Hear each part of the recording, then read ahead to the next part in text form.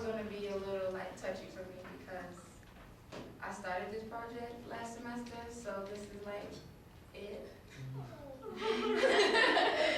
And Shruti will be hopefully taking it on next semester and like filling it through because I do feel like it's really important. And I feel like a lot of people don't know that homelessness isn't caused by many people, you know, well, isn't like mainly caused by people making the wrong like social decisions. It's really made, they're really put in that position because of the wrong economic decisions they, you know, made for themselves. Find themselves in tough situations that they can't get out of, and you find a lot of them at homeless shelters or somewhere around. And it's really sad because you wish that there was a program like this that could possibly help people and educate them, you know, to make smarter financial decisions. So we really hope that you gained a lot from this program, and even if you don't like recommend it to anyone else, maybe if you have a friend that's, you know, maybe stressed out about a bill or not really sure how to plan for retirement, or thinking about getting a car but don't really know which way to go about, especially if they don't have family that is, they may be the first person in their family to have a car. So it's really important that you guys take what you have learned here and really spread that message for other people you come in contact with. So thank you all for coming. I'm really excited. I'm gonna try not to cry because that'll be awkward. So I really hope you guys enjoy these last couple of sessions. Thank you for coming. Shruti and I will be giving the last presentation. And Dr. Dinslow, how many of you guys are familiar with Dr. Dinslow? One? Okay. So Dr. Dinslow recently retired last year, and I think he taught for 20 plus years. I want to say 40. I think it's 40. Okay, 40 plus years-ish. And so he's definitely the right person to talk to about retirement planning, because that's basically us in the next 47 years. That sounds like a little bit. No, excuse me. That sounds like a lot. But if you wait until like 30, 40, like, okay, now I should start planning for retirement, you're putting yourself in like a real sticky situation. So you're ready right now. Just maybe $1. You know how far that dollar could go. Just kidding. I don't know how far a dollar could go. But yeah. So we'll get started.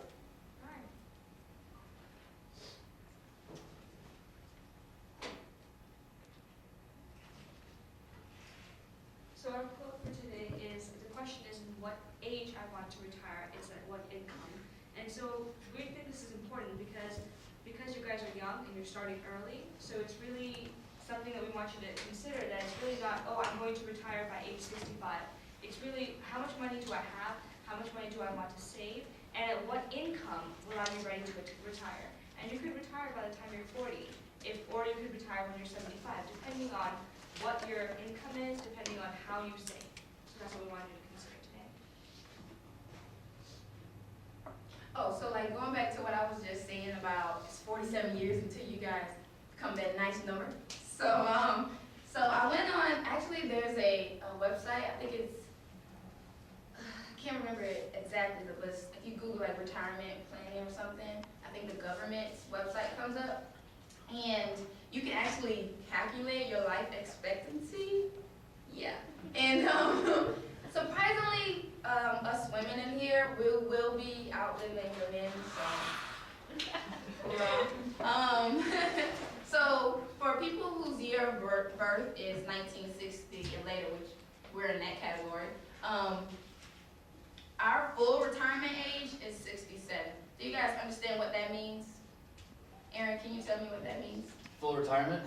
Yeah. Means that you no longer have a steady income, whether it's not provided by the government, and that you are officially out of the workforce.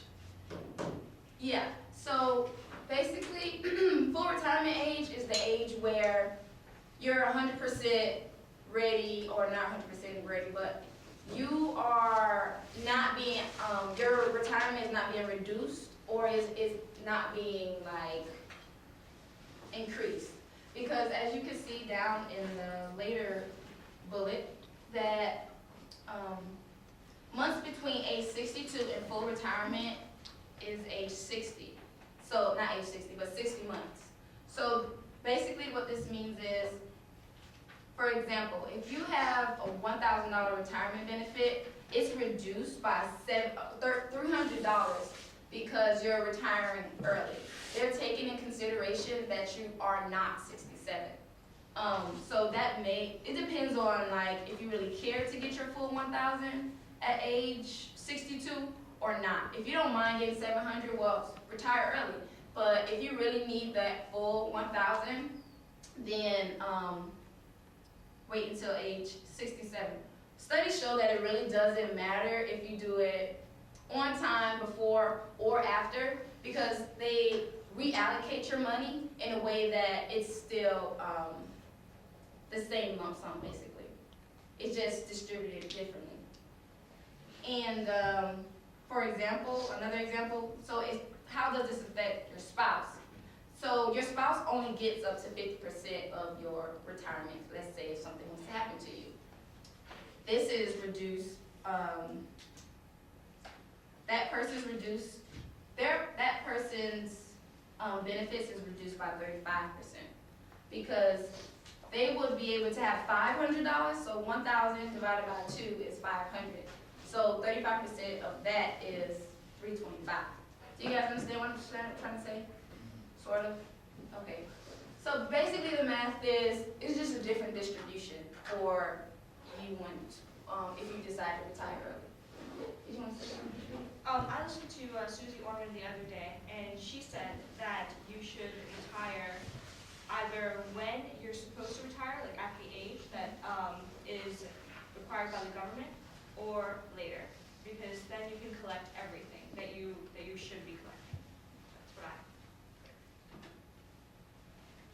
Okay, so what we're going to cover today is with planning for retirement. Number one, when do you start saving? And we're going to tell you that you should start saving now. Number two, how much do you need to save? And that depends on your income. And the third thing is, where should you save your money? So that's what we're going to be covering today. So first, when are you supposed to start saving? Now. You have to, like we have covered in all our previous sessions, you have to figure out how to budget your money according to your income. And so you have to save a certain amount every single month for retirement. You have to refrain from living a life that you can't afford. Like we had mentioned in a previous presentation, live like a poor college kid until you can't. And then also stay current. That means keep up with current events that are happening with the government. So you know that anything that is going on financially with the government that can affect you, you're aware of. And that includes Social Security. And make a plan. That's obviously the most important thing, because you have to know how you're going to do everything in order for you to retire at the income you want to retire at. So how much do I need to save? Well, some websites say 7% of your pre-retirement income. And this is if you're like maintaining everything. So if you're this is just to maintain. Like if you have a car note, if you're still paying off your mortgage, this is just to maintain. You need 70%. But if you are, that's correct, right? Okay. So if you are completely fine and you don't have anything to worry about, it's 100% or more. What kind of lifestyle do you want to live? So if you want to live in Florida with a beach house, in the Keys with other older, young-looking, hot men, I guess, or women, then you know that, okay, well, you should plan now that, okay, I want to live in a Florida house, take in consideration like inflation or whatever, and say, this house costs $100,000 now, and maybe in the future it costs maybe $300,000. I need to budget my money that when that time comes for me to buy the house in Florida, I know how much I need to save today. What expenses will you have? I was reading an article. The lady stated that once she graduated from college, she had zero debt, like no debt at all. But when her daughter went to college, she had $55,000 in parent debt for paying her student loans or whatever for her child's education. So you want to consider, if you're planning on having 50 kids and you want all 50 kids to come to UF, you need to, I like to exaggerate. You need to plan for those 50 kids to go to college. And that also will, you know, determine how much you can allocate to your retirement. Yeah, I'm not clear on the 70% of your pre-retirement income. Like, how do you save 70% of your income? How is that, or is Because it? I think, I'm not sure if that was supposed to be, you keep 70% or you save Yeah. 70%? Yeah, you save 70%. Because that's a lot. That's a lot, yeah, I mean, like, I 30% know, of your it's income scary. is only going. It is, like, I said the same thing. I'm like, Yeah, it seems off to me, like. So we're going to check that for you. And another thing is, when Dr. Dinslow comes, he will lay it all out for you, which is really, really good. He'll give you more than what you need. Yeah. That's You usually just, like, some like to go You'd by just be account. getting by, like, maybe with 30% of your, like, I don't know. Isn't that scary though? Like, it's really Okay. scary. Now, okay, this is what this means. It means that once you retire, you need to replace 70% or more of your pre-retirement income in order to maintain your current lifestyle. So, say like you make $100,000, so then when you retire, you should have $70,000 in order for you to live on per year. That's what it's saying, not that you save 70% of your income. You need to have 70% of your income once you retire. That's how much you should be living on. So let's, where's, Good question. yeah. Okay. And of course, they also say that you should base it on your current spending pattern. So if you feel like I already overspend now, then you might want to think about 80 to 90% of your current income. Okay, where should I save my money? Diversify. Now this is something that Dr. Dinslow will talk about a lot because this is what he has done with retiring. He'll talk about what he did, but what we'll say is diversifying is important. Just because you don't want to put all your money in one place, and that's kind of dangerous. So there are employer plans that you can use. 401ks are offered by your employer, and then pension funds also offered by your employer. Then the alternate route is getting an IRA, which is an individual retirement account. And you can get a traditional IRA and a Roth IRA. We'll talk about both of those later. And then Social Security. That, though, is something that you should probably not count on, and I'm sure all of you know. And then investments. You can, like we spoke about in previous sessions, you can invest in stocks, bonds, and mutual funds. Of course, bonds are much safer and more secure than stocks are. And in mutual funds, that basically is more diversification. Okay, so 401ks and pension funds. So 401ks is, so number one, you have to identify how much you're allowed to save each year according to the plan. Again, since this is for your employer, it's really something that you have to talk to your employer about. And something that you have to probably, before you get a job with a certain employer, you might want to research this. What do they do in terms of 401k plans? And recommended is at least 10%. Now, does your employer offer matching contributions? There are some companies that what they'll do is if you contribute $100 towards your retirement, they'll either match it or they'll give you maybe 70 to 80%. So they'll try and reach a certain point so that they will give you a certain amount of money according to how much you put into your retirement. And so what we're saying is contribute enough for a full match, because you probably have to put in a certain amount of money in order for them to put in a certain amount of money. So if they say, if you put in $100, we'll give you $30, then make sure you put in the $100 and not $70 because you won't get the other 30 then. Pension funds, these are funds contributed by the employer and the employees. So what we read in terms of pension funds, correct me if I'm wrong, please, is that it is employees that are all putting their money together into a pension fund, and then once they reach retirement age, they receive that money back. Is that what it is? But it's not exactly, everyone does not receive the same amount of money. It depends on certain factors. So pension funds is something, once again, that you want to research with your employer and your company, but 401ks are a little bit more standard. Okay. Wait, just to go back, I think that becomes that first job you have, or looking for that first job, really important. I don't know how accessible all of this information is before they hire you, But if you know anyone that, like if you're interested in working for, I don't know, I'm sorry, Super Walmart or something like that, like corporate, I don't know. You may want to ask a few people like, so tell me about your benefits, or like for Publix, for example, maybe a better example.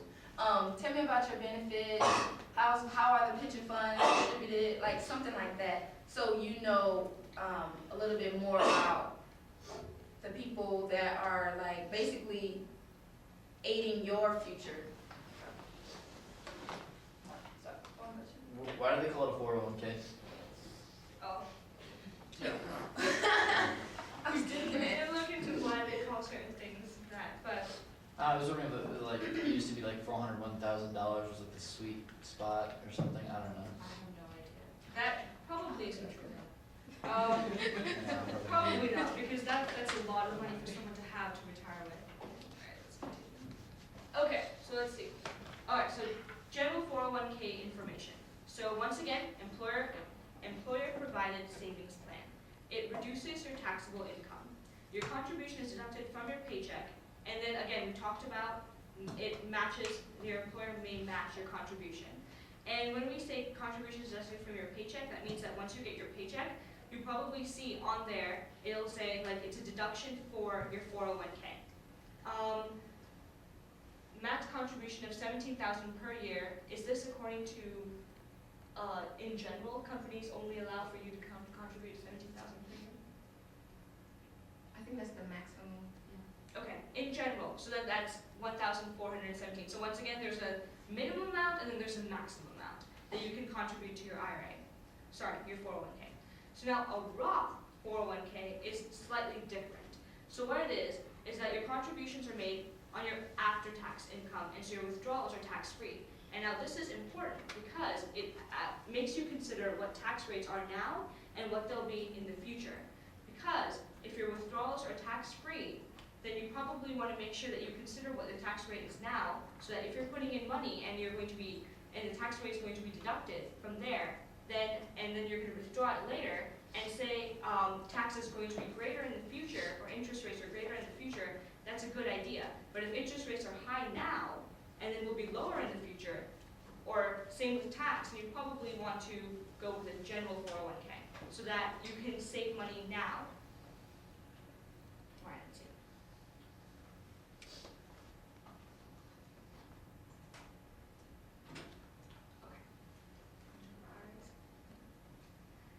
All right, so IRAs. Oh, yes, go ahead. I have a quick question about 401k. So the government kind of just holds on to the money that you contribute, whether it's you or the employer, until you retire, correct?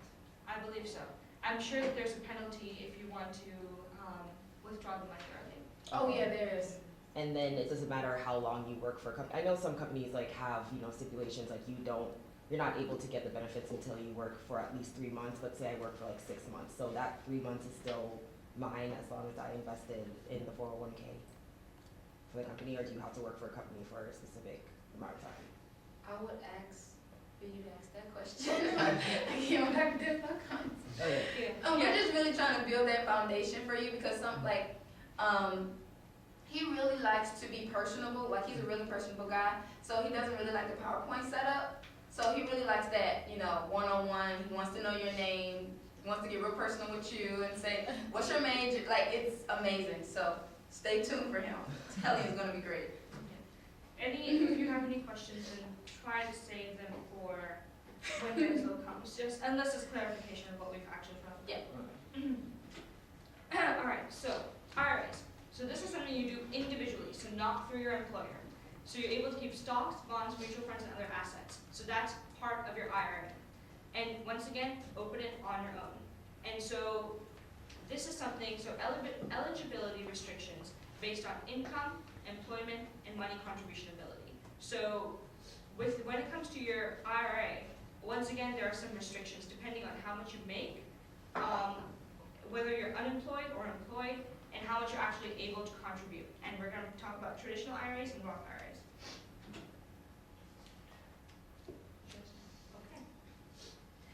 Okay. So traditional IRAs. This is very similar to the 401k, except once again you're doing this individually. You pay taxes on withdrawals at retirement. So you say have $100,000 set up for your IRA, and then you'll have to remove that tax once you take it out. So it will be decreased. Almost any earned income, so almost anything that you earn can be put into your IRA. You must start withdrawing by the age of 70 and a half. So that's something, that stipulation that we found. Roth IRA, you pay taxes before you put it in. So then once you withdraw the money, it's tax-free. So you don't have to worry about that. So once again, it really depends on tax rates that you're considering. And there are no withdrawal deadlines for this one, for Roth IRAs. Okay, Social Security. Okay, so based on, let me drink some water first. Okay.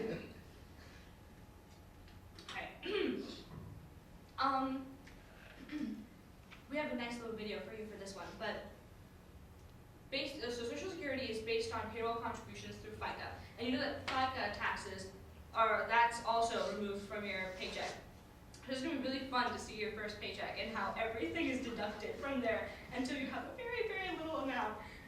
And it's received at the earliest age of 62. So, what have you guys heard about Social Security? Can anyone just say anything news related? We're screwed. Oh, okay. So we actually have a video that probably clarifies that a little bit for you, because I heard that, there probably won't be a Social Security for you, but what does that mean, So we have a video of someone basically discussing it.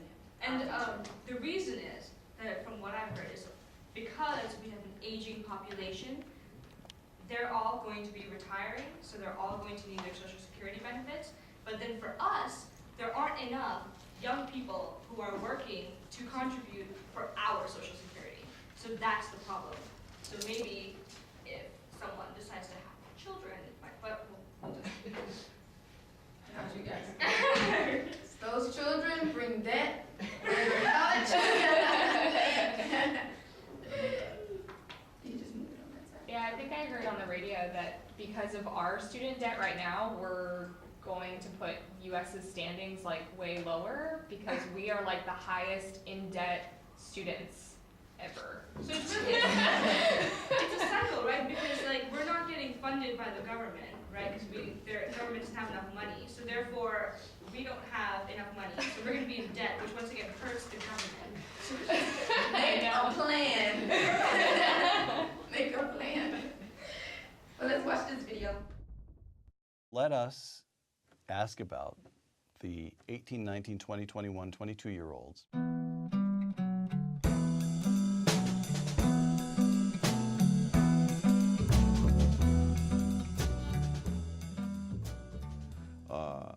Social Security is not going to be there for them the way it's set up right now.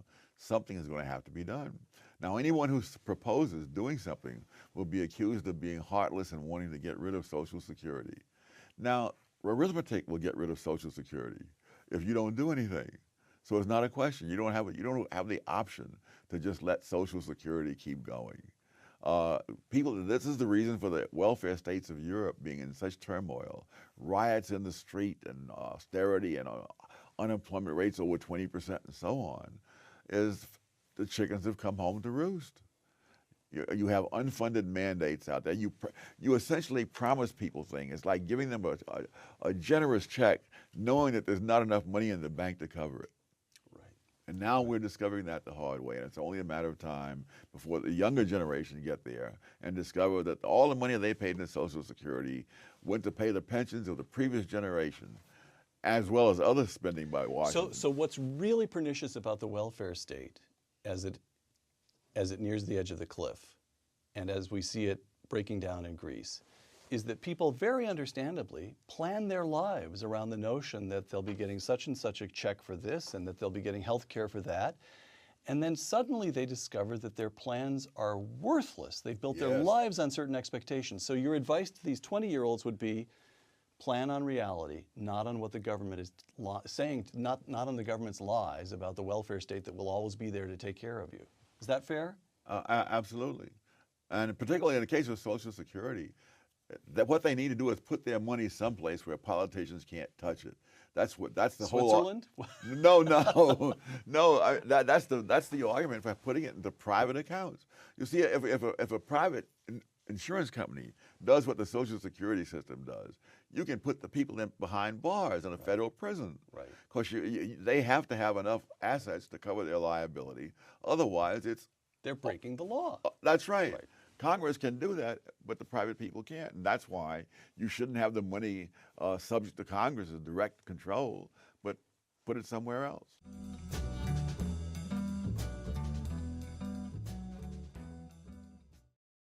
All right, so what you mentioned about the welfare state, that's a really big problem in Europe right now, because most European countries are social democracies, so they're huge welfare states. They give so much money out to their people because they collect huge tax incomes from them, and the problem is that they've got an aging population that's even worse than ours because we have immigrants, but in Europe, immigration is a little bit more difficult because a lot of them have restrictions on immigration. So they have a really big problem when it comes to retirement. Okay, so let's continue. Does anyone know the amount, the FICA amount? Like percentage-wise, how much is taken out? Can just want to guess? Someone take a guess.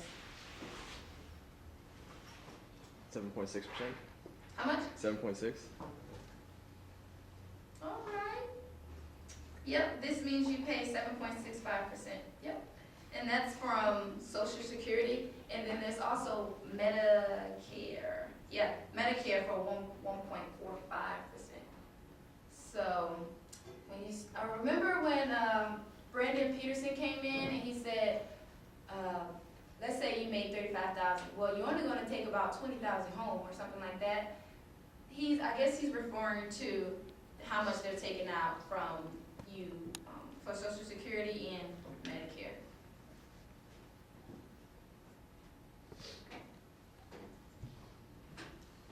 Investments. Again, diversify is the name of the game here because with investments, we have already mentioned that there are stocks, bonds, and mutual funds, so 3 types of major investments that you can do. Dr. Denslow, I think when he comes, he'll tell you what he did, but from what I remember last year, he said that he put money into bonds and mutual funds is one of the main things that he did when it came to retirement. But like we've learned, bonds are a lot more secure than our stocks, and I would say that stocks would be a difficult thing for you to rely on when it comes to retirement income. Mutual funds, again, that's here and there because they do diversify things for you, but mutual funds, in order to do that, it's more expensive because you have to get somebody to do it for you, whereas bonds are probably more secure. Go back real quick. Stocks. You guys remember our investment lecture? So, Kara, can you tell me what kind of, I'm not putting you on the spot. I just saw you nod, I'm like, here it is. Do you remember or do you know what kind of stocks are probably like the safest stocks for you to invest in, especially if you're trying to save up for retirement? You mean the type of companies? Yeah, name a few companies that maybe, Someone said that Under Armour was really good. Under Under Armour. Armour was like a very stable company.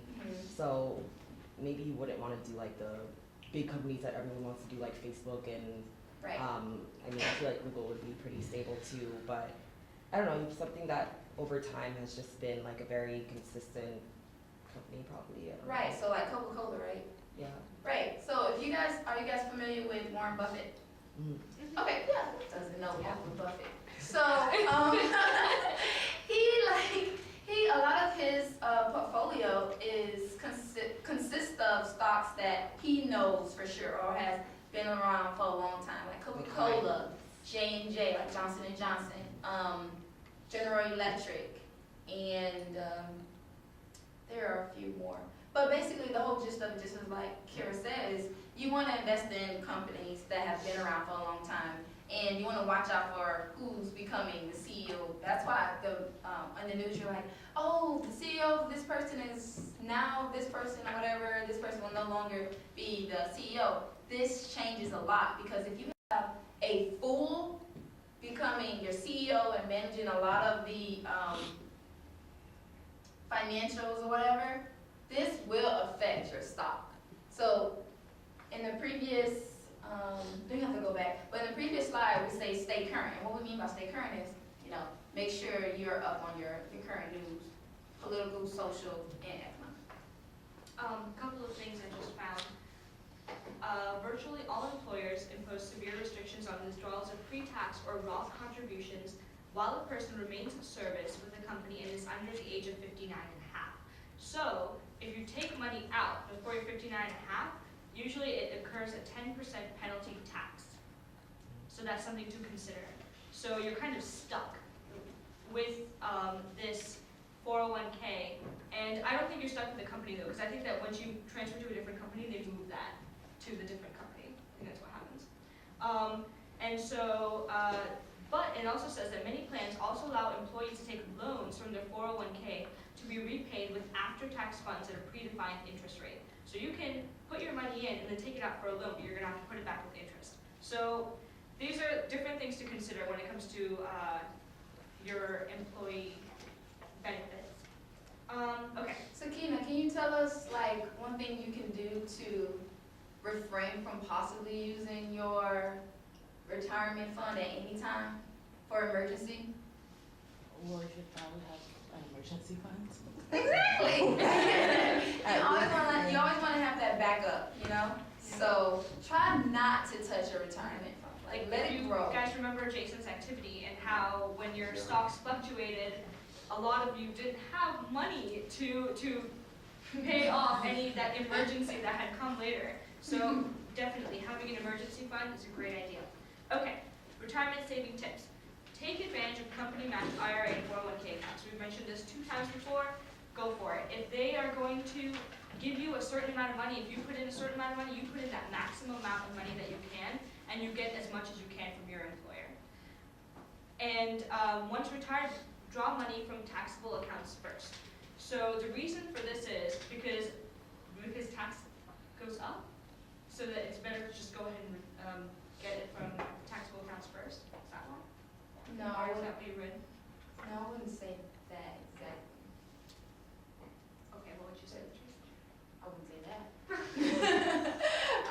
I'm really not that well versed in 401ks, but it's fine. It's basically free money, and there's no risk involved in the 401ks because your employer is matching it. So you want to try to put as much money as you can in that account because, like I said, your employer is gonna say, if you're putting $30 in, that employer, I don't know what their match is, but I guess it could vary between employers. But if their match is 50%, okay, you're gonna get, what is that, 45? 50%? Yeah. So it's definitely free money if you take advantage of it. It says once you're retired, your assets can last several more years if you withdraw money from taxable accounts first and let tax-advantaged accounts compound for as long as possible. And I guess that makes sense because if there's anything, if taxes increase, interest rates increase, then anything that you're going to have in an account that doesn't incur tax when you withdraw is something you want to keep that way because you'll never have a penalty withdrawing the money. It'll be the same amount of money. Obviously, it's going to earn whatever interest it has, and you won't have any tax removed from it. We're going to, okay, this is, I guess this is all there is. So we're going to just find some more tips for you guys.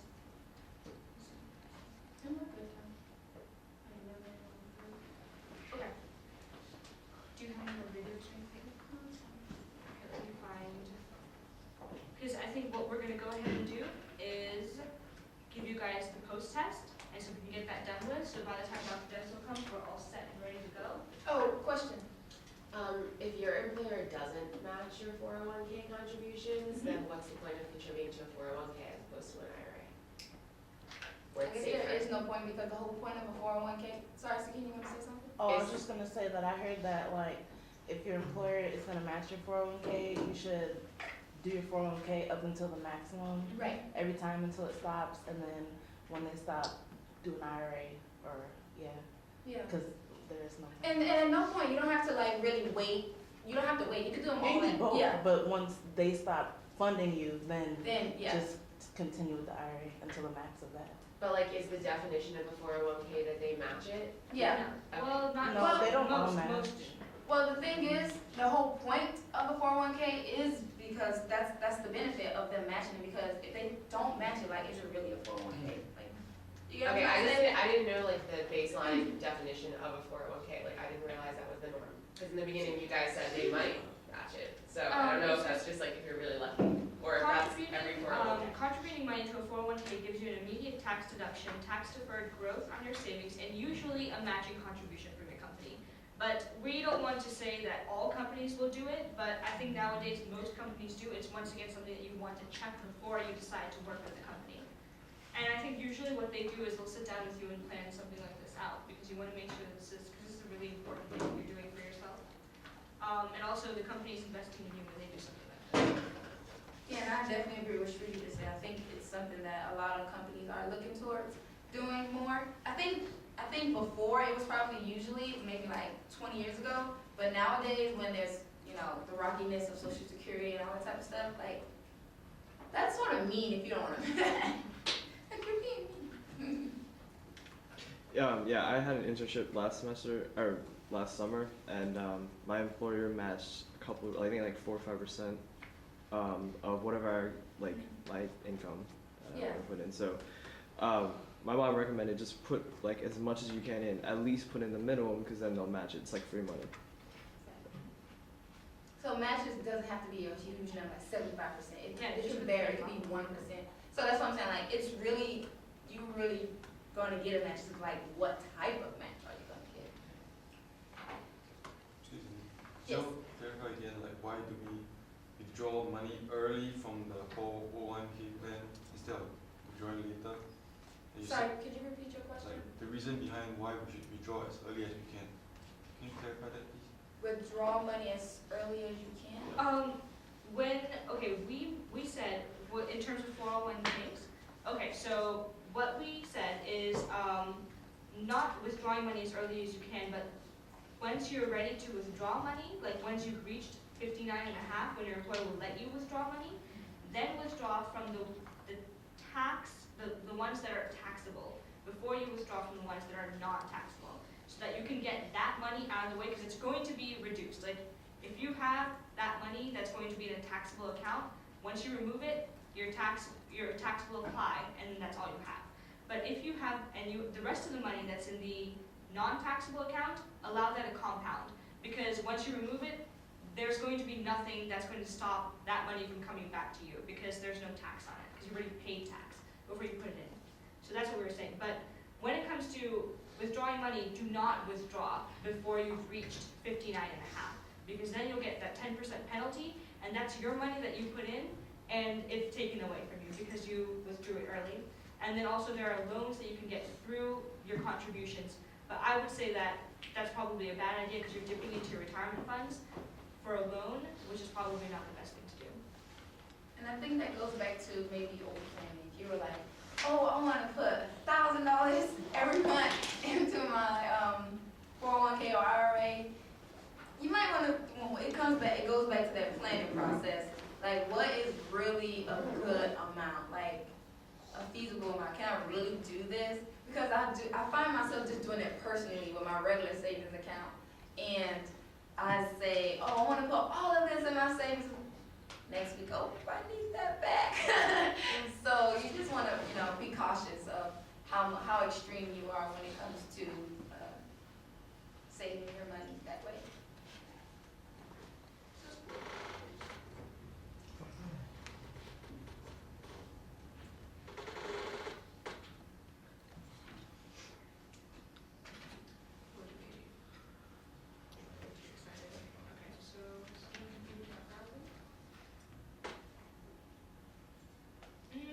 I'd say 30,000. X percentage of your pre-retirement income, and the minimum 70%, because that's what you want to aim for. So actually, this one. All right. Your personal covered by the savings you accumulate before retirement. Okay. What is all this? Why is all that? Expected. Okay. So. Parent will receive this much from Social Security. You guys feel a little bit better about retirement planning, or at least like feel like you have a somewhat of a foundation of what it is? I know it's As long as you can identify the 401k, Roth IRA, the regular traditional IRA, and the difference between all of those, that's the most important thing, because then it just comes down to how are you going to save that money, and that's what we're going to refer to Dr. Denslow to talk about, because he'll talk about his experiences, and then you'll know what to do. So, you guys had some great questions for him earlier. Do you know where the name of 401ks came from? Of who? 401ks. Do you know the name? 401? No, I don't know it. You're supposed to have $401,000 in it, I think. I don't know. 401,000. Well, it's section 401k of some law, Okay. right? And so it would be some kind of tax law. And as you know, that's probably the last thing in the tax code. The tax code is really huge. It's about 10 pages, maybe a little more. Some of you are accounting majors, or no, but the tax law would fill this room, I'm sure, and the tax code. So that's going to be probably longer than that. And 401k would just be a section number for that. Everybody knows what a 401k is, and so you've gone through that. And everybody knows, I guess you've taught them all, you've got to save for retirement, because who knows, you're going to live to be 120, and so what do you do? But what these people are interested in, not that they've got to save for retirement, they're all going to be rich, right? Yeah. And so what they really like to do is to know what are the products that they're going to be able to create, so that other people can save for retirement and give them a slight commission. All they want is, 1/10 of 1% of all the retirement savings in the U.S., and you're fine, right? Once you develop the right app for it and get the software out there. And so what's the big change that's coming out in retirements now? So everybody knows what type of pensions DB are and DC are? No, okay, so they're the big types of pensions. DB is defined benefit, and that's what I have. Defined benefit is really very comfortable because it means that I've worked for all these years, and then they take a multiplier. In my case, it's 2% for each year that I've worked, and then that you multiply that times the number of years which I've worked, which is 70, which means that I get 110, I'm using 100, which means that I get 140% of my top 5 years of income, top 10 years of income, as long as I live. And so, well, okay, so I haven't done 70 years, but I've done 43, so it's a pretty good multiplier. 86% of my top 10 years of income is what I get as a pension for however long I live. Now that gets reduced a little bit by the fact that my wife said, wait a minute, what about me? And so I got it reduced a little bit so that she gets 50% of it if I were to happen to die before she does, which is likely for 2 reasons. One is that I married a child bride. She's 3 years younger than I am. And then the other is, who's likely to live longer, she is or I am? She is. Yeah, I know, life is unfair. I mean, it's just one of the many ways in which the world treats men unfairly. I've gone through so much more stress and so much more alcohol that I'm probably not going to live as long as she will. And so we got that guarantee. So she then doesn't have to worry about it. Well, that is a very nice feature. She, on the other hand, has much more incentive to keep right on working than I do because her retirement plan is defined contribution. And defined contribution means that you put aside so much each year, and then your employer puts aside a certain amount each year, and you invest that. Sometimes the investment is controlled by the company or by a board. Sometimes the investment is controlled by you. And so what that means is that every year I would keep on working, I would get the extra multiplier, but I'd get fewer years in which I'm going to receive the benefit. In her case, every extra year she works is pure gravy, in that she gets the salary and she gets the contribution from the university to her pension and so on. So that if one of our goals is to leave some money to our children or to our grandchildren, and I take this opportunity to mention, as every grandfather will, that I became one for the second time 2 days ago. And so, but anyway, so her incentive is to keep going. Now, which is better, to have the defined contribution or to have the defined benefit? Well, one advantage to the defined contribution is that she's got that incentive to keep working as long as it's worth the extra money to her. But what's the advantage to me of having the defined benefit as opposed to a defined contribution? One is I don't have to worry about market returns. I get that 2% times years of service no matter what happens to the stock market, the bond market, or anything else. And the other is that I am insured against longevity, whereas she is not. If she lives to be 120, if I live to be 120, then I never run out. I always have that money to sustain me. If she lives to 120, maybe she uses it all up. And so her attitude is, bring in the pizza. So her attitude is that, wow, I've got to be very cautious in our spending because who knows how long I might live. Now, that is mitigated, of course, by the fact that she gets half of my defined benefit, but nonetheless, well, okay, so what's happening right now in the market? Companies and the public sector are moving more and more from defined contribution to defined benefit, or from defined benefit to defined contribution. They're moving from corporations prodded by national law, federal law, have moved from defined benefit to defined contribution. So they're almost entirely defined contribution now. The state and local governments have been the ones that have remained with defined benefit, but they're moving more and more from defined benefit to defined contribution, mainly because of what amounts to being informational fraud in the defined benefit plans. And take the state of Illinois right now. They wish you would and take on their debts because their defined benefit plan is basically unfunded, maybe 30% funded. What have they done wrong? They projected a very high rate of return, invested in very speculative assets, the market crashed, and now they're having to impose enormous taxes in order to get that pension fund reconstituted, to build it back up. And then there are other tricks. One of the tricks is spiking. Take fire and police. They get to retire usually about 50, 55 years old, and they've got this long pension. Those pensions are very generous for fire and police. So when you get that call asking you to contribute to your local sheriff's fund or police fund or whatever, remember they're getting really generous retirement benefits, high multipliers, get to retire after 20 years of service, and so on. But those things tend to get underfunded, but they also have what's called spiking.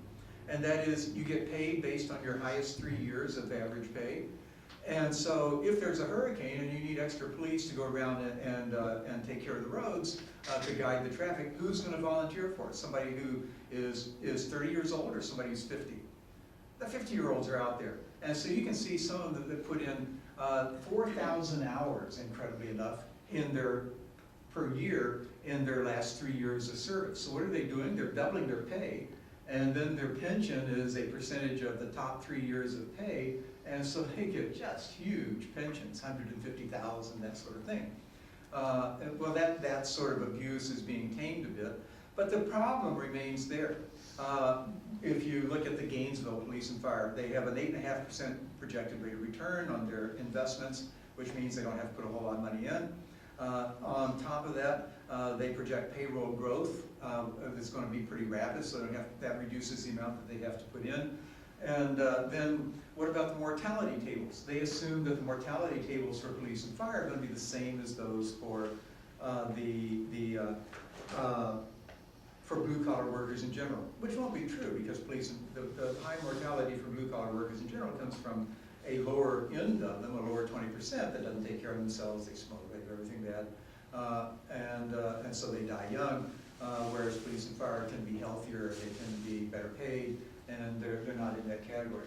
Well, okay, so the point is, by the time you come to it, they're not going to be defined benefit pensions around, it's going to be defined contribution. And so the winner is going to be whoever creates the financial instruments that enable you to insure yourself against longevity. Those instruments are out there right now, but they're very bad, they're very poor, they're bad deals. Why? What are the problems with offering an annuity? Something where I pay a lump sum and I'm going to get paid as long as I live. Well, who's going to buy that annuity? if I find out that as the time comes for me to retire, that I've got cancer, am I gonna buy an annuity?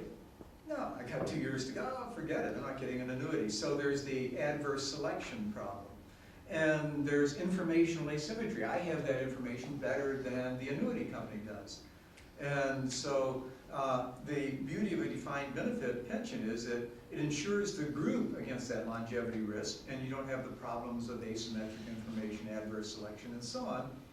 Well, nonetheless, and then another advantage of defined benefit is the defined benefit pension plan can invest aggressively. Aggressively means in the stock market or the bond market. The stock market, and also means that you invest in hedge funds and other alternative investments that have a higher rate of return but greater risk. Whereas if you're on defined contribution, you're approaching retirement age, you want to go for less aggressive investing with a lower rate of return. And so, but anyone who can come with instruments that reduce the adverse selection problem, reduce the informational asymmetry problems, reduce that need to start moving your investments towards safer investments as you approach retirement age, the ones who can devise those financial instruments, I think, are going to, and figure out how to inform the public about them, I think are going to be the ones who win big on it. Pizza's getting, that's pizza? Mm-hmm. Getting cold? No, it's not cool. It is, okay. So, any questions? No? Oh, there is I one, have one okay. question before you Wait, were here. Dr. Winslow, do you mind if like get pizza and stuff while we ask Go questions? ahead, yeah, Oh, go- okay, yeah, cool. not at all. So if you guys want to get pizza while he's answering Yes, actual go ahead. questions. So 401ks, they transfer between companies, right? So if I were to have a 401k. Oh, yes, right. An advantage of the 401k, which is a defined contribution, or which is a contribution, you put your money into it and it accumulates, then is that it goes with you. Okay. It is not at all with the company. Okay, One so problem with defined benefit pension plans is that the younger workers subsidize the old ones. And so one reason the state of Florida, which has a bill to switch from DB to DC, may not do so, is they'll lose that subsidy from those who are in their first 5 years to those who are about to retire, and they would have to put in a couple of $1 billion or $5 or $6 billion extra to cover that transition. That's what kept them from doing it a year ago, and that may keep them from doing it this year as well. Yeah. But the 401k, the beauty of it is it's portable. And so, I have yes. a question. This is less about retirement and I guess post-college decisions. I personally recently got a part of my inheritance, Right. and I just put it into a savings account. I'm not touching it. Uh-huh. And I wanted to know what you would do with that if you were, coming out of college. I'm planning on, using some of it so I can still eat for a while until I get a job. Mhm. And I've put some of it, into a savings account that's like total emergencies, don't touch it. But then a part of me also wants to think about, because of this class, thinking about investing and maybe using some of that for something like Yeah, that. no. So I can give you a whole bunch of observations on that. I don't know how useful they are. But one would be that your liquidity is a very important thing. And so if you're going to go through a period of a couple of years where your income is going to be very, very low because you're doing some sort of public service thing, or you're in the current job market, not you, but somebody else, working in fast food while you're trying to find that good job, and you'd like to live a little bit better than $8 an hour, then you want to put it in something safe. So you don't want to take the risk that the market collapses tomorrow. So if you're liquidity constrained, another way you might be liquidity constrained is you want to have the money to make a down payment on a house. And if you're going to do that, can you still make the 0% down payment that you could make back in 2005? No, that's gone, that's history. You've got to actually have a down payment, and if you have a 20% down payment, that's a lower interest rate on the mortgage than a 10%, which is lower than a 5%. So if that's your goal, you're going to be buying a house, which is a good thing for tax reasons if you're going to be settling somewhere for more than 3 years. Yeah, or if you want to keep it as a rental property if you move, then you want to go for fairly safe. Now, that being said, if you don't have a real liquidity problem, then I'd go for broke. Just because it's the potential upside there is really great. You've got a long time ahead of you in which you can reconstitute your losses if you need to. And also it's kind of fun to pick out an industry that you're interested in and try to pick out the companies in it just for sport. Now, that's not the rational way to invest. The rational way is to go to Vanguard and to have a well-diversified, low-fee fund, which Vanguard is the outstanding example of. And then in Vanguard, you write down the name Travis Hornsby, a former student at the University of Florida, a very bright, publicly spirited young man, and ask him for advice. So that's Travis, Travis, Hornsby, Hornsby. So I've had a lot of outstanding students come through. He's one of them. And Travis, I don't know why, he was one of these guys who could have gone into high-frequency trading or something like that, for example, as some other of my students have done, and made a mint. But he decided, no, I want to go with Vanguard and help people make rational investments for their future, and explain to them that if you don't get anything for paying 2% of your investment as fees, Vanguard will do it for 1/8%. But on the other hand, it's more fun if you are thinking about going into an industry to try to scope out the companies in that, and that's riskier. You're not as well diversified. It's just that. I'm not very risky. Yeah, part of consumption. Thank you. Anything else? Well, He's the guru of retirement. Betty, thanks for having me. And, Thank you. And We have so more questions, you will email me that Picture? I will. All right. Thank you. Great. Thanks. Oh wait, she has another I have question. one more Oh, question. okay. It's not really a question, but Uh-huh. what would be suggested reading, I would say? Interesting books that helped you along the way or maybe helped your students? Oh, so interesting books about the stock market. Okay, there's a standard one that was by a guy whose pseudonym is Adam Smith, and it's called A Random Walk Down Wall Street. And then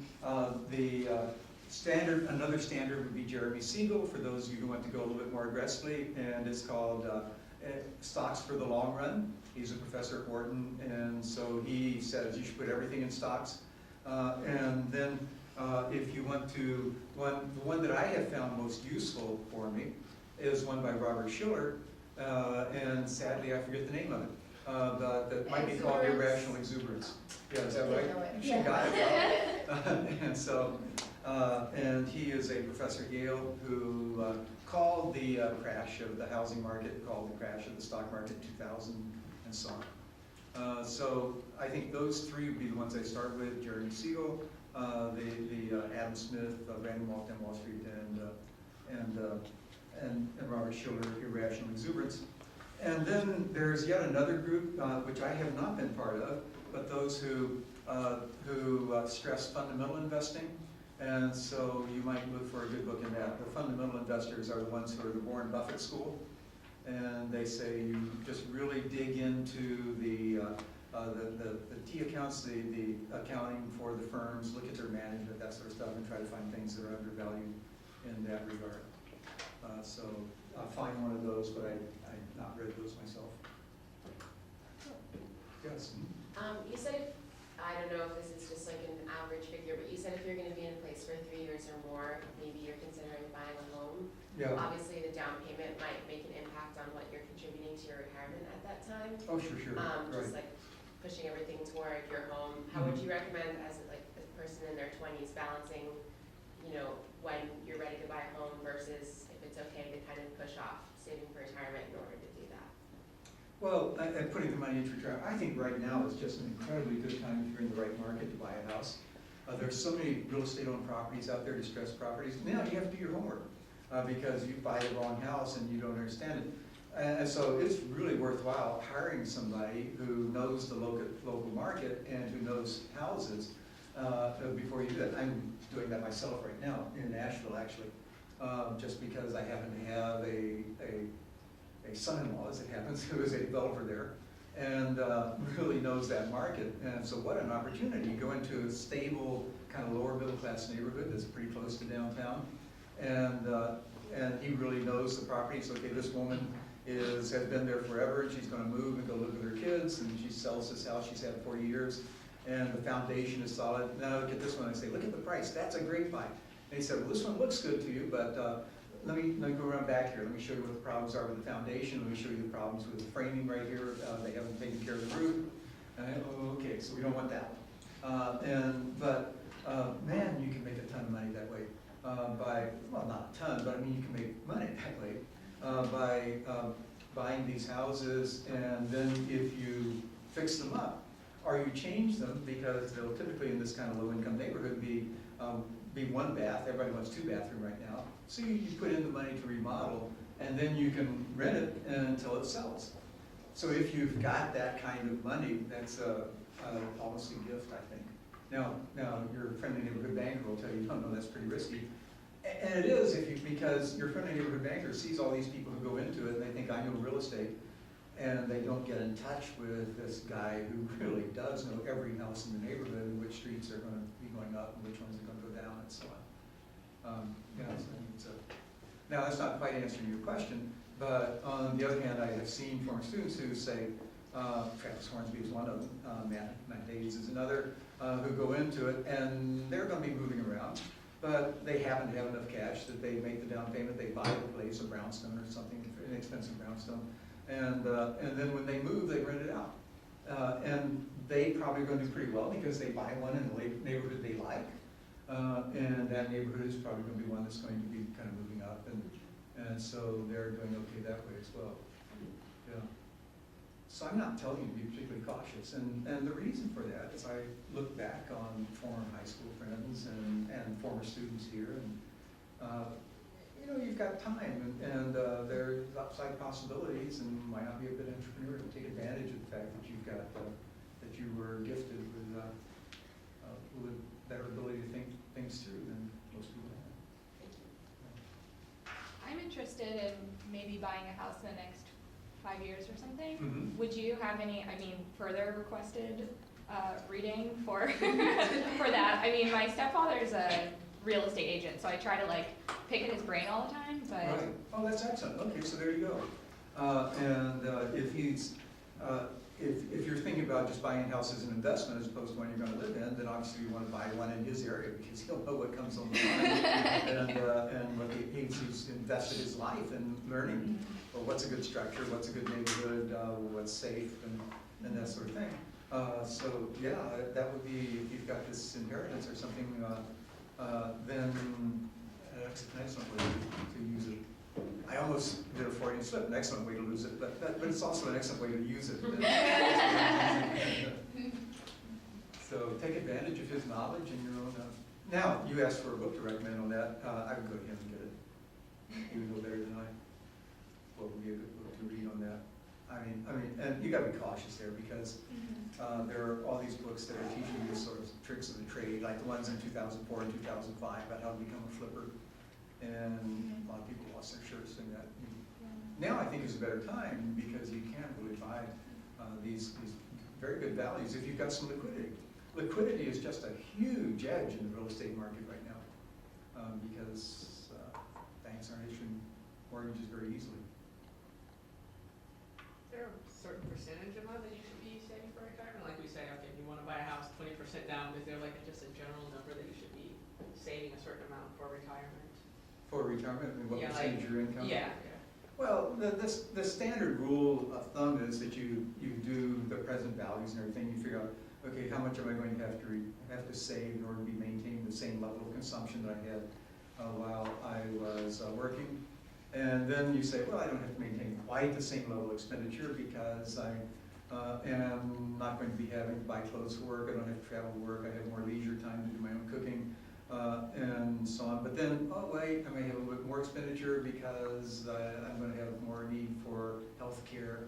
Who knows? I might have to buy a new knee. I might have to buy. Now the government will pay for some of those, but it won't pay for your hearing aids. It won't pay for some of those health expenditures you might need. But those aren't going to be a huge item. I've always had the attitude that as long as I got the basics provided, there's just a whole lot of flexibility in what you can do and be happy, and that if my income were to be half of what it is, I don't think I'd be miserable. And if it were to be double, I don't think I'd be overjoyed. I mean, so suppose it were to double, what would that mean? That would mean that I could make as many trips to Europe and I could go business class instead of tourist. Well, okay, that would be great. And right now I can get the little bit longer seats, but I can't, business class kind of pricey. On the other hand, if I had to live on half as much as I get, then I wouldn't have to travel all over the world, and I could read novels from the rest of the world instead, which would probably be better. And so, it's just, about a lot. As long as I've got not a burden on my kids and I'm gonna be adequately sheltered, food, clothing, can go to a concert and that. So I think people worry about that too much, actually. But I mean, you should, if your income, if you think your retirement income is gonna be $30,000 a year, right? That's not your case. Yeah. And so 30,000 cutting to 15,000, that's a pretty good cut in your standard of living, but your case is gonna be what? I mean, I don't know how high you're gonna go, but say you're aiming at 200,000, you get cut to 100,000. Well, thank you, Dr. Yeah, Denzel. great. Thank you, guys. I really enjoyed my time here. This is my last property management session, because I'll be graduating in May. And I really want to thank you guys for coming out and showing your support and just taking that extra step to really bettering your financial, the financial decisions you make somewhere down the line. Big part of it. Oh, yeah, you need that, Yeah. true. So yeah, if you guys have any questions or if you would like to contact any of the presenters again for anything you need help with or anything, Dr. Denzel's amazing. As you can see, he loves helping out. So if you want to contact him directly or if you want me to like somewhat help establish that relationship so you can just say, hey, I need help with this, I'm freaking out. He's so helpful. So yeah, use your resources.